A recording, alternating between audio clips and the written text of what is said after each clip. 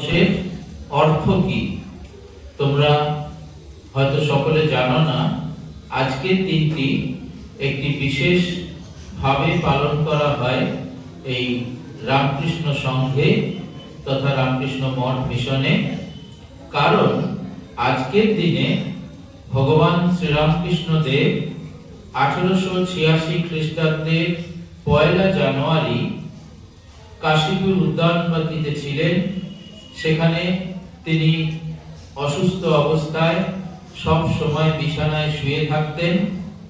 তো হঠাৎ করে সেই দিন অর্থাৎ 1 জানুয়ারি বিকাল 3টের সময় হঠাৎ তিনি একটু নিজে সুস্থ বোধ করায় হঠাৎ বিছানা থেকে উঠে পড়লেন। যে মানুষটা বিছানা থেকে উঠতে পারতেন না, সব সময় বিছানায় শুয়ে থাকতেন অসুস্থ অবস্থা, শেষ অবস্থা তার ক্যান্সার হয়েছিল। তো হঠাৎ করে সেদিন বিছানা থেকে উঠে পড়লেন। উঠে পড়ে তার যারা সেবক ছিলেন তাদের বললেন, আজকে আমি একটু সুস্থ বোধ করছি, এখন আমি একটু নিচে বাগানে যাব। কাশীপুর উদ্যানবাটিটি হলো একটি মাঝখানে বাড়ি আর চারপাশে বিরাট বাগান, উদ্যান বলা হয় তাকে। কেউ কেউ হয়তো কাশীপুর উদ্যানবাটি দেখে থাকবে। এখনো তার চারপাশে অনেক কলকারখানা, মানুষজনের বাস, আর ঠিক তার মাঝখানে কলকাতার একটি জায়গায় সেখানে চারিদিকে বাগান এবং মাঝখানে একটি বাড়ি।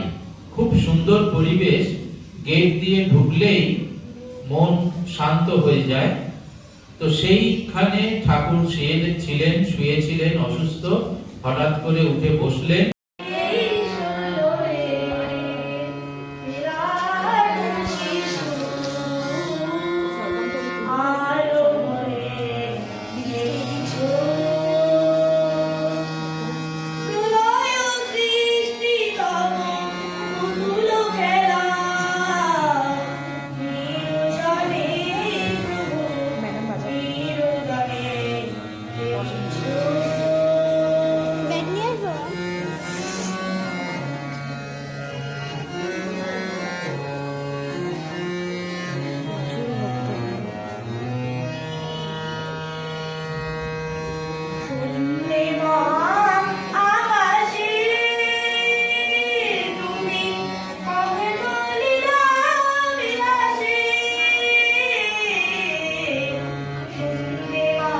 ভুলে গেছি, তাই তোমরা প্রথমে মেরুদণ্ড সোজা করে বসো।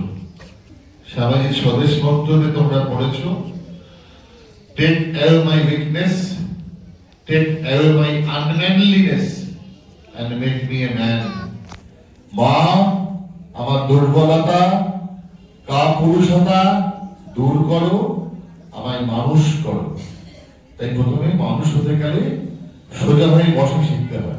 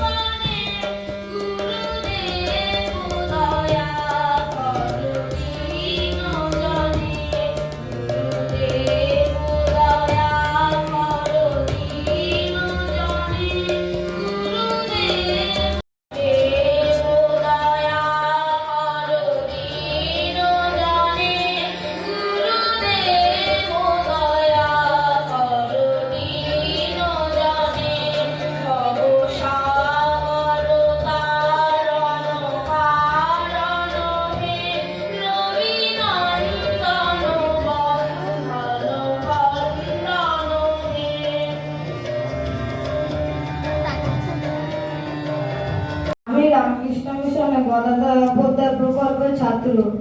এখানে এখানে ছাত্রদের বিভিন্ন রকম জিনিস দেওয়া হয় এবং এখানে শিক্ষক শিক্ষিকারা ছাত্রদের যত্ন সহকারে পড়ান এবং দেখভাল করে।